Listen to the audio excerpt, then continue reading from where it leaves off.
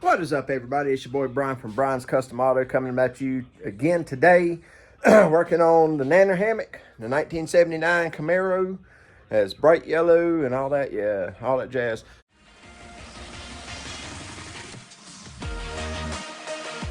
So, engine is together, ready to go in the car, okay? But now we have to start working on the transmission right there. And putting the bell house on, which is right there. And putting the flywheel on, which is right there. And then, yeah, all that stuff. But before we do that, we're going to go ahead and change out the pilot bearing in the back of the crank. So, I'm going to show y'all how I do it. Now, I've got the engine on a tilt slightly with just my punch in here, just so I can get to the center line of this crank. Because that's number one thing you have to remember. You have to be in line with your crank to be able to get this out. Okay, I've got my hammer. Got my dead blow hammer, good hammer. A punch, I'm going to be using it backwards because you have to get right inside this hole here with your punch, right? Well, you got to fill that hole up and make it push out. What are we going to use? A hamburger bun.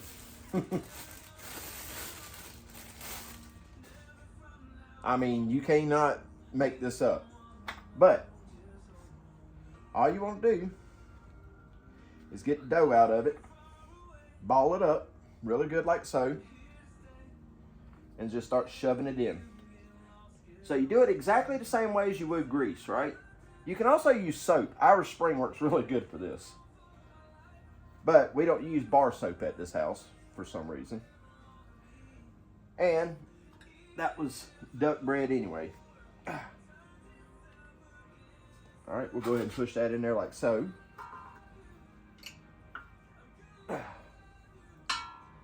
Just keep packing it in there, guys. Just keep packing it in.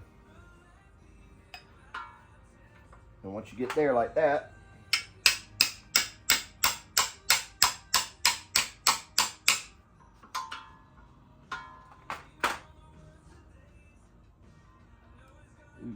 it ain't moving. Not yet. So you just keep packing it. I might have to get a bigger punch, honestly. You can usually use a bolt or a ratchet extension. Just kind of all depends.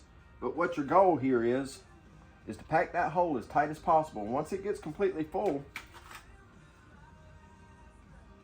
that bearing will pop itself out.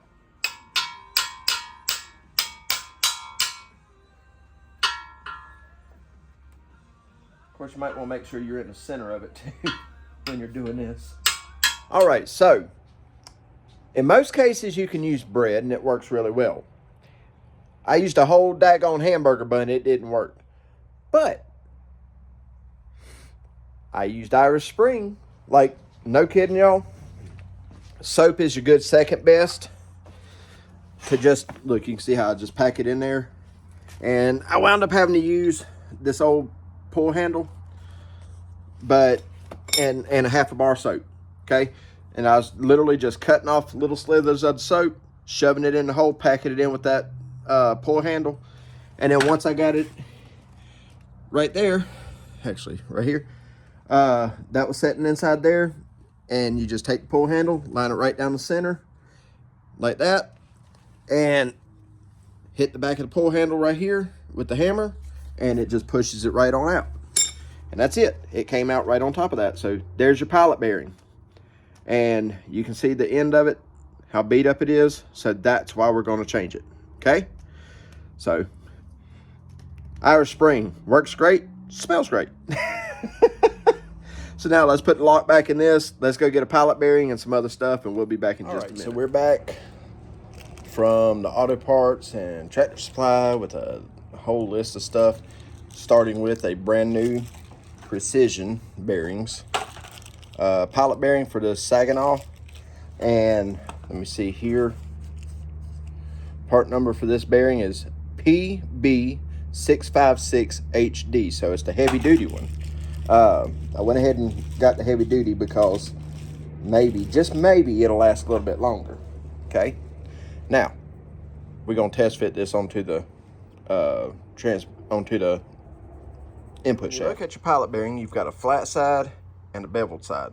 Okay, the beveled side, as you can see, that's beveled as well.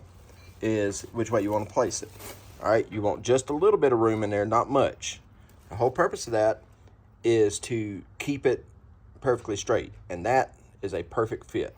So that's what we want. So we're gonna put a little bit of grease on it, and we're gonna knock it into the crankshaft and let it ride there. And then we'll as per usual, we got the degreasing to do.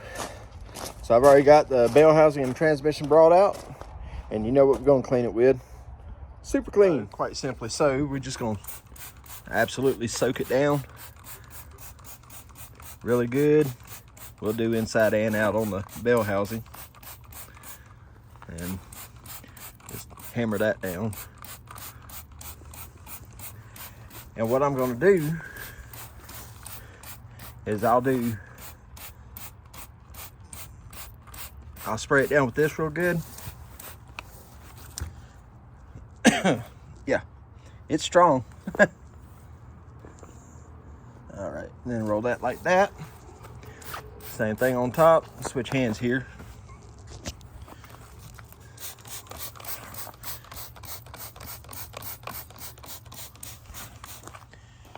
And come over to this side. Somebody tell me, General Motors, so is that a Saginaw or is that a Muncie? Okay. I know they're both pretty much the same. I do know that much. I know they're both pretty much the same. But is this a Saginaw or is it a Muncie? Can somebody tell me that? Now, I'll go get the linkages, bring them out and spray them, and I'm gonna let them soak. Guys, we are back. It is late into the next day. Today was doctor's appointments and yeah, all kind of stuff. So it's late in the day. Wife got home kind of early today, so therefore I have a little bit of time to be able to. My plug's on the ground. Anyway, to be able to work on this Camaro. Okay, so where we're at right now, I have to get this big old nose cone off of here. Okay, the reason being is because cherry picker, nose cone, engine sits way back there. Okay, so you cannot put the engine in with this cherry picker or any other one like that for that matter with the nose cone on. Not even on the third gens. Ask me how I know. So we're gonna see about getting this nose cone off of here so that way I can come all the way up to the core support and set the small block in. Okay, that's where we're at. Once we get the nose cone off, then we'll get the bell housing and the clutch on.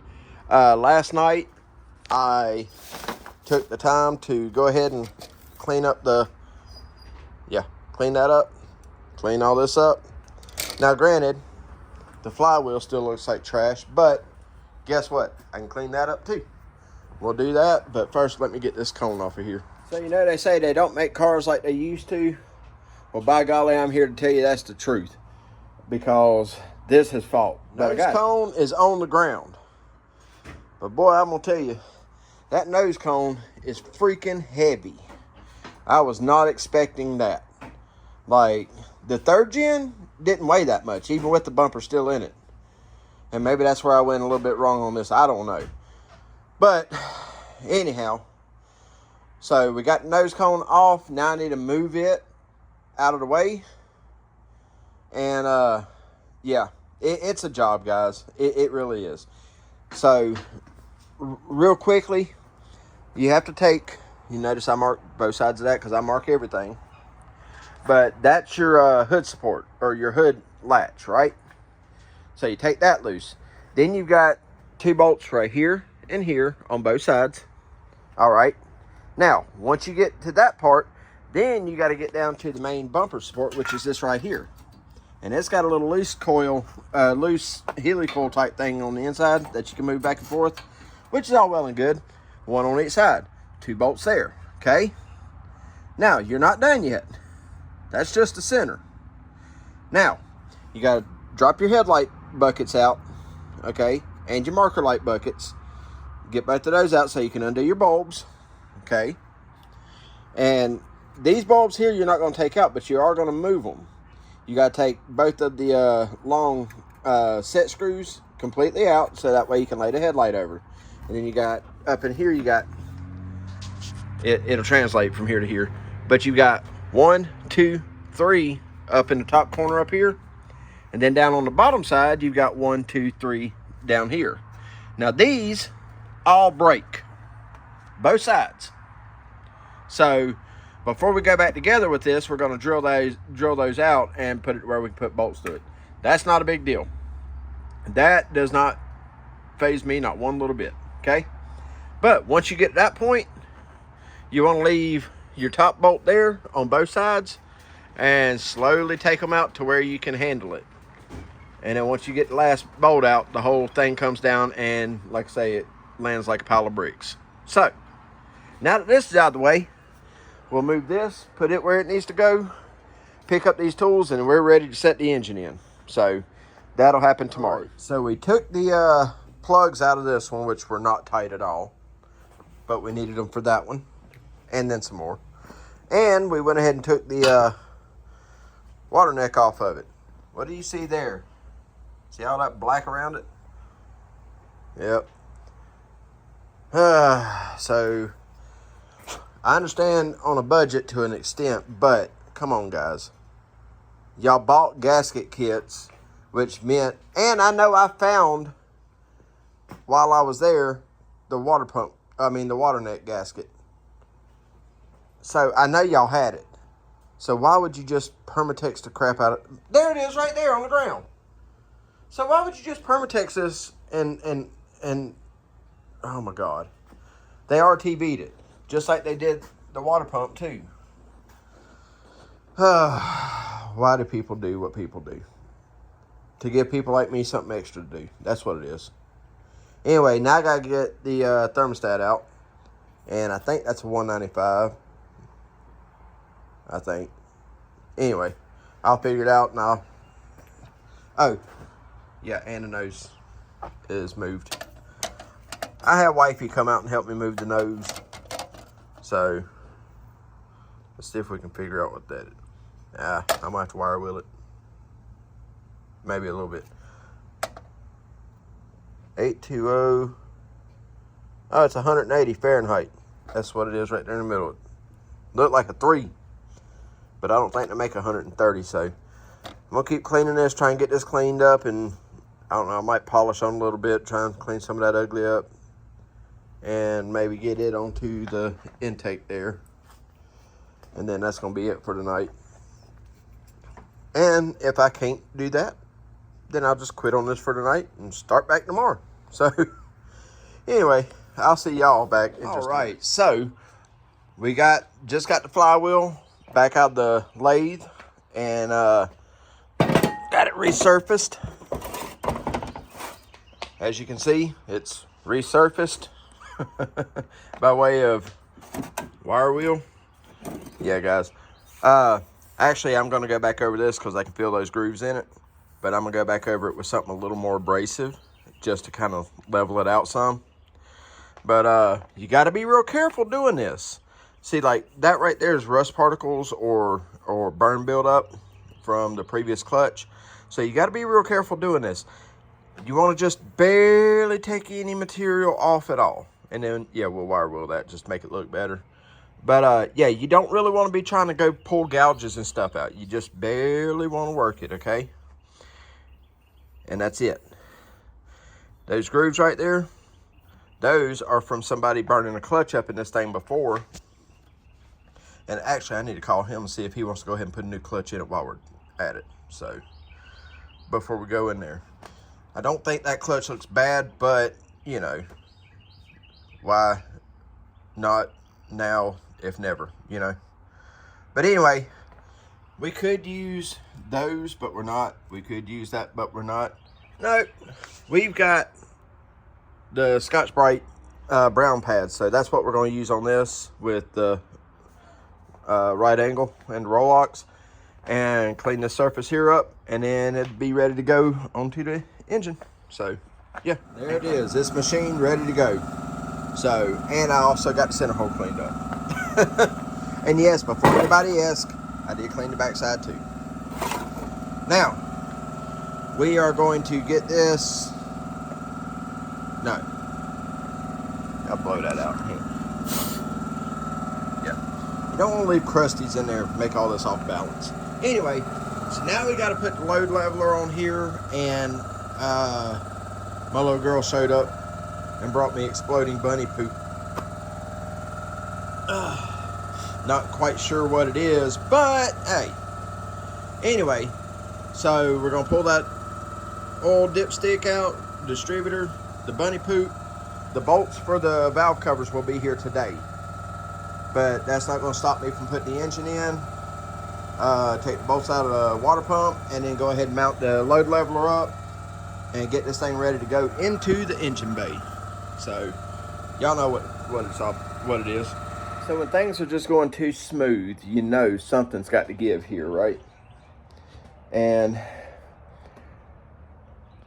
I got a piece of, anyway. So you know we just cleaned that flywheel. Yeah. Well, guess what? The flywheel doesn't fit the engine. And of course, stupid old me here, it's perfectly fine, guys. When you work on cars, you tend to hoard a bunch of crap. So, luckily, that's what I did. Now, I had this ugly guy off an old Vortec motor. And then I had this, actually no, this one was off of, I don't know what that was off of. Anyway, and then I had this one. Now, keep in mind, they're both the same bolt pattern in the center. Okay? And you see how big the hole is? Yeah. This is the one I already cleaned up and went to put it onto the engine.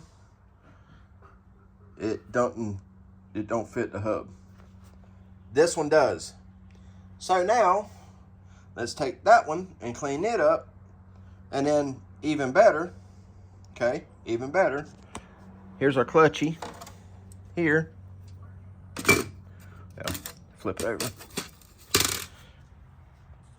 Gee, something look okay to y'all? See where the bolts are? Check this out. And I don't know why I just did not pay attention to this. Yeah, I've got the whole entire clutch set up here, guys, for this. So, that flywheel is for something else. So, thank the good Lord I hold on to crap. All right, here we go. We're going to get this engine set in here. Got the bell housing on it. We'll run this air hose out here right quick. Over to my Super Pumper 9000.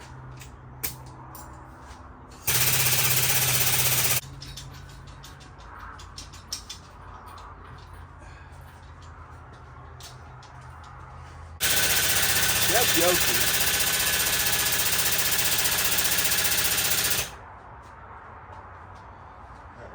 Some more.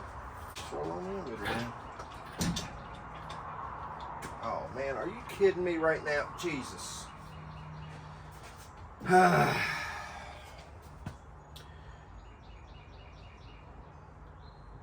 So this is the exact reason I absolutely positively despise a Harbor Freight lift, or not having a car lift.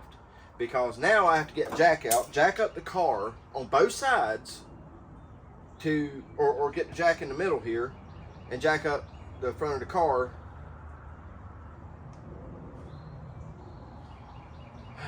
Because you can't get under it with the legs because it hits the air. All right, let's try this again. I got the car jacked up and on jack stands.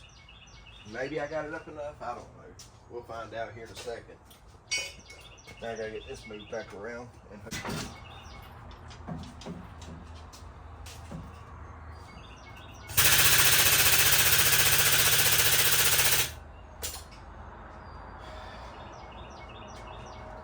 You, sir, are facing the wrong way.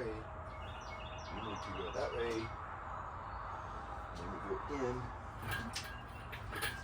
Why is this stupid cherry picker going wrong? Alright, now it's time to start betting it down.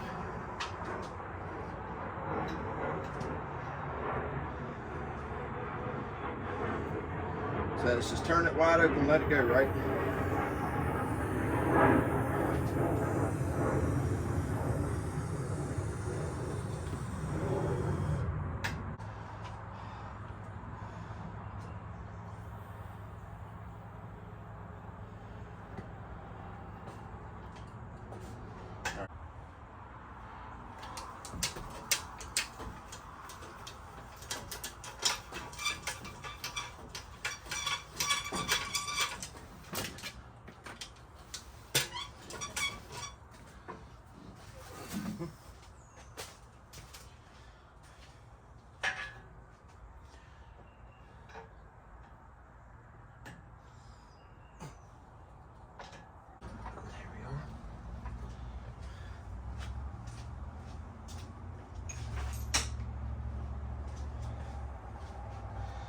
Alright, motor mount bolt with the nut. Goes on this side. Alright guys, so I've had to do a bunch of stuff off camera. I've had to run back and forth a couple times. And you can see I am plumb greasy. And it ain't often you see me this greasy. But it's been a successful day. The guy that if you have something that has a hook on it, it's going to catch absolutely everything. Or if it's got a spot on it, it's going to stab everything. If there's something hard, it's going to hit you in the head. When you're that guy, it makes for a really long day trying to get this done. The engine set in quick. Okay, that was easy. I hadn't bolted the headers yet. Okay, but the engine is in and the transmission is in. Cross members in, it's all bolted in. I'll lay down here so I can show you. Transmission is in, bolted in, cross members all done. So now we need to bolt up the headers and put the shifter in and get my fat behind up off the ground. Already got the clutch hooked up. It feels really, really good, guys. The clutch, now I don't know what the release is on it, but it feels awesome. Okay, so there's that. Look at there. I think we're gonna put some clear coat over that to make sure it don't go nowhere or something. I don't know yet. Hadn't quite figured it out. But guys, there ain't a smidgen of play in that clutch. It feels really good. Anyhow, but being said, it's time for me to stop on this today because one, my shoulder is hurting. Two, I got the tires for the Trailblazer, so I got to swap those, which is going to take a while, and it's hot. So I'm going to go in here and wash my hands, take me some sinus medicine, because I don't know if you can hear that. God. Anyway, but that's going to do it for today.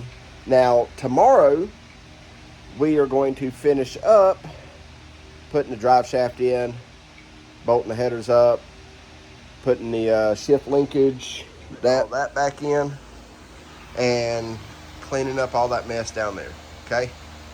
But as for right now, engine is in. Oh, we can go ahead and put the valve covers on. I got the new bolts for that too. But it'll be all right for right now. All this can sit just like it is. Look how uniform them bolt heads are, guys. That's, you know when you got it set up right, because every single one of them have the same amount of thread sticking out the top. And that intake is massive. And the question was, is it going to be below the hood? I think so. So, anyway. All right, I'll bring it back. Everybody, it's the next day, and we are back on the Camaro. We're gonna go ahead and get the engine puller cradle off. Go ahead and get the valve covers on it, and keep moving right along. I done went and picked up the starter. Now, on an old Chevrolet like this, it takes a different kind of starter than the bolt straight to the block type. This one bolts in forward. we're going to go ahead and do that. We're going to put drive shaft in and put the shifter linkage on.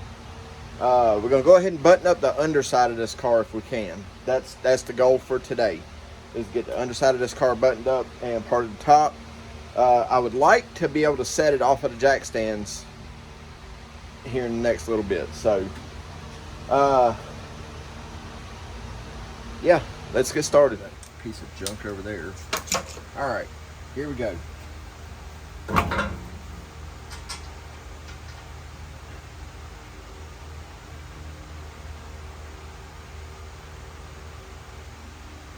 Bolt number 1.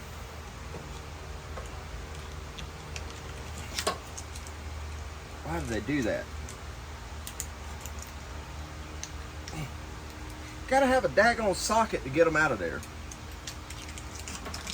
Stupid.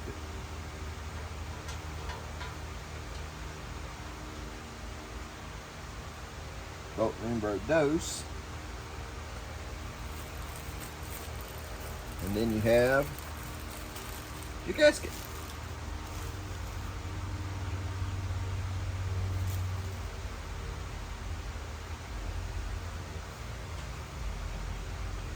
That'll sit right in there like that.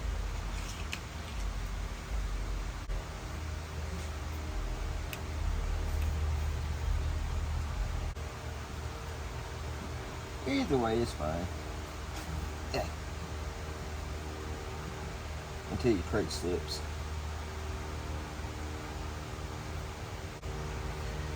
And it will slip right in like so. Just like that. 2 more bolts for the rear. Then we'll get the back one in. Get the gasket in that. And then we can run them down.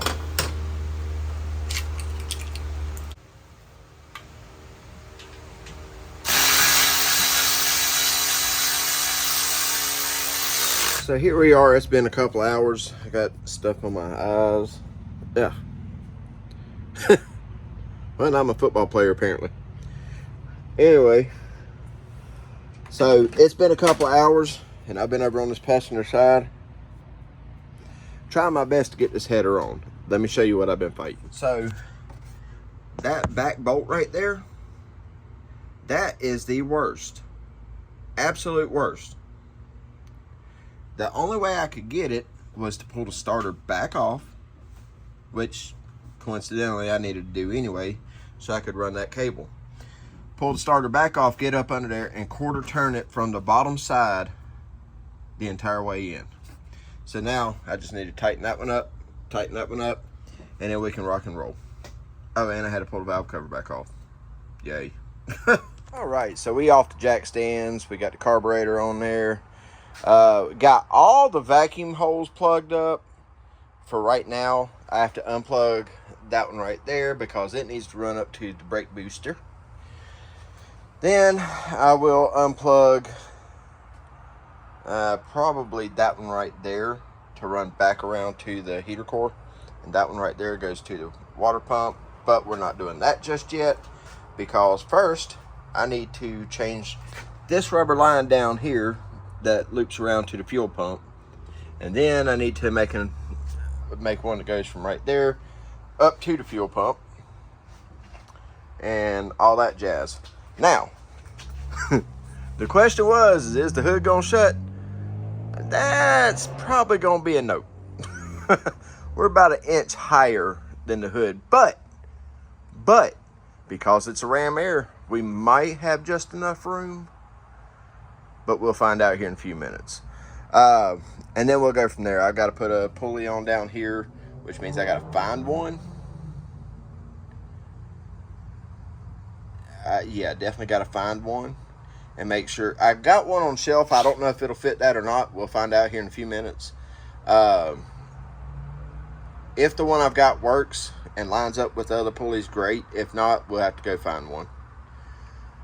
But we still got to put the power steering pump on and the alternator. So, still got a bunch of work to do, guys. But, I do know the clutch works. It engages and disengages. Because I don't have a shifter on there yet, I don't know if I've got it right. So I'm probably going to be jacking this up and getting back up under it and having to work back and forth on that a lot. But as for right now, yeah. I think I'm going to have to fab something up to make the gas pedal operate up here. Because this needs to go like that, which means this needs to hook up here somewhere so it can pull it back like that. So, might be able to put it, oh yeah, might be able to put it up here. No, it's going to have to go, yeah, probably right there. Yep. But, you know, just a little stuff. Yeah. It's coming along though, guys. It's definitely coming along. So, I'm trying to get the fuel hooked to it. And then I want to make sure we are in neutral. And I want to try and fire this beast off. See if we got any kind of power here and what it sounds like and all that jazz. Because keep in mind, we have not fired this engine yet. So, I stuck my nose in the fuel tank. It does not smell bad, but we don't know yet. But the fuel tank looks fairly new on the back of this, so we'll see. We shall see. All right, everybody. So we have worked and worked and worked and worked and worked for the last 3 days on this car. Although it's not cranking up yet. We're very close. We're very, very, very close. But I've got the wire wrong on the starter. If you look down in there, that wire right. Yeah. Anyway, the small wire back there for the starter, there's 2 posts back there and I've got it on the wrong one. So instead of cranking the car up, it ain't gonna crank the car up. Plus, I need to move that stupid loom right there that GM thought was a good idea to put there. And I've got to check to make sure there's gas in the tank and button up the alternator wires here before we can start it. So we're very, very, very close. Very, very, very close. Okay. But I still have some things I need to do. There's just no way around it. All right. Also, I've got to run and go get a set of manual gauges for it, because the oil line that goes from here to the inside of the car is a plastic one, and somehow in the past it's been bent. So if I crank the car up, it's not leaking right now, but there's a very high likelihood that it'll grab that or push through that in and blow out inside the car. We don't want to sling oil everywhere inside the car either. So, and then we need to go right here, put our temperature gauge in right there, and then we'll be good to go there. And still need to hook up the amp gauge and that kind of stuff. So I mean, there's still a few things left to do. We need to put the plugs and wires in, make sure our timing is set perfect, and see about getting some fuel up here to the front. The gauge reads 3/4 of a tank. I want to show you this real quick too. I do have power going to the inside of the car now with the jump box. So I've already taken the steering wheel back off. You can see it's straight now and it locks now. There's the old ignition out of it. So we have a new one in it now. And when you turn the key on, look, fasten belt light comes on. I can hear it clicking. And then that blinker over there comes on. So, but it shows we got 3/4 of a tank of gas, or a little bit over. And hear that noise? So ignition does work.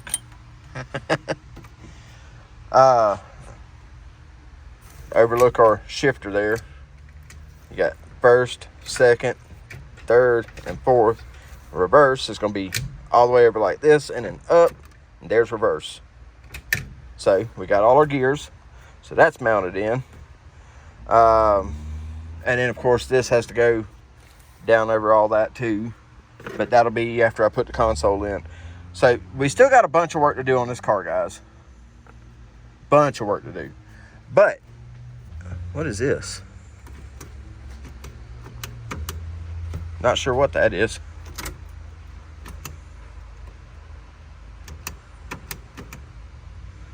Huh.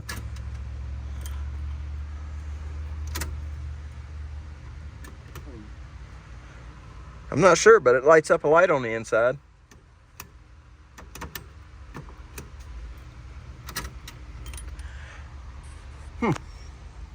Don't know. Might be rear defrost. Oh, I bet that's what it is. If you look at the back glass, it's got the lines in it for the defrost. Also, can anybody spot the antenna that's in this car? I know where it is, but can you see it? It's very, very thin. But if you look real close in the windshield, I don't know if you can see it. There it is.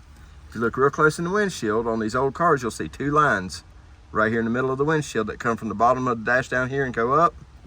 And it comes all the way up to here, and one goes this way and one goes the other way. Ladies and gentlemen, that's your antenna for your radio. So, yeah, that's how you're picking up radio stations on your Kenwood tape deck. So, yep.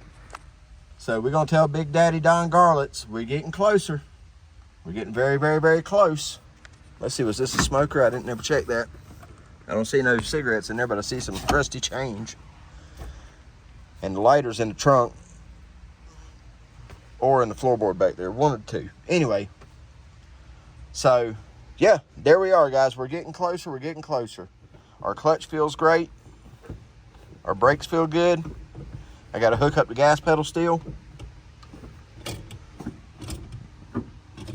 You know you're doing something when you can sit here and watch your gas pedal work. Oh, there it went. Yep. That's where we're at, guys. So, unfortunately, I am out of time for this week. But, make sure you tune in. Make sure you are subscribed, because we're going to keep right on plucking along. We still got to put the front end back on, and we got to do some modifications on that from where the other bolts broke out, and get this thing put back together and take it for a test drive. So that'll be in next week's video, guys. So make sure you're subscribed, okay? Leave me a comment. Tell me what you think about Nanner Hammock.